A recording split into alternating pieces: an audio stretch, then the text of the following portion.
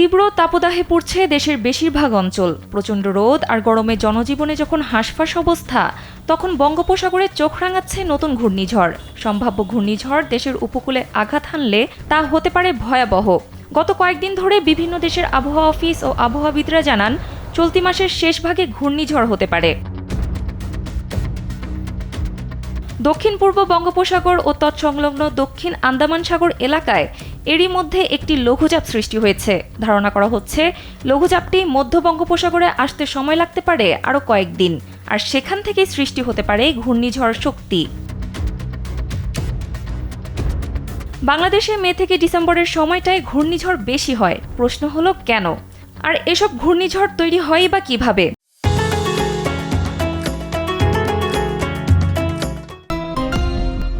আর খেয়াল করলে দেখা যায়, ঘূর্ণিঝড়ের আগে তীব্র গরম থাকে। এর কারণ কি?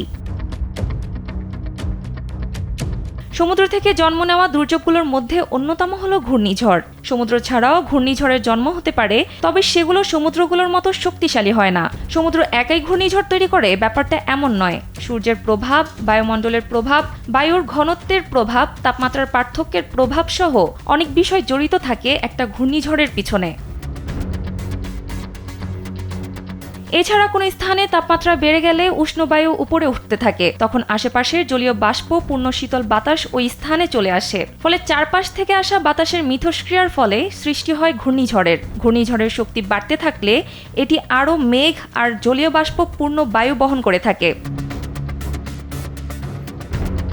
পৃথিবীতে বাংলাদেশের অবস্থান বিষুবীয় অঞ্চলে। গ্রীষ্মকালে বিষুবীয় অঞ্চলে সূর্যের তাপ খারাপভাবে পড়ে, ফলে এই এলাকার বায়ুমণ্ডলের তাপমাত্রা বেড়ে যায়। তাপমাত্রা বাড়লে বায়ুর প্রসারণ হয় এবং কিছুটা হালকা হয়ে যায়। এরপর তুলনামূলক ভারী বায়ুকে নিচে রেখে হালকাগুলো উঠে যায় ওপরে। ফলে দেখা যায় বায়ুর চাপের তারতম্য।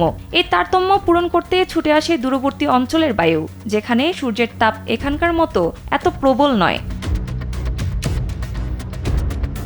বিষুবরেখার অঞ্চল বিশাল এলাকা নিয়ে বিস্তৃত।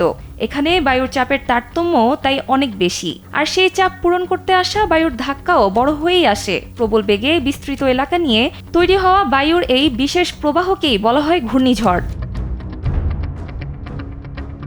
সানজিদা ইসলাম, কালবেলা।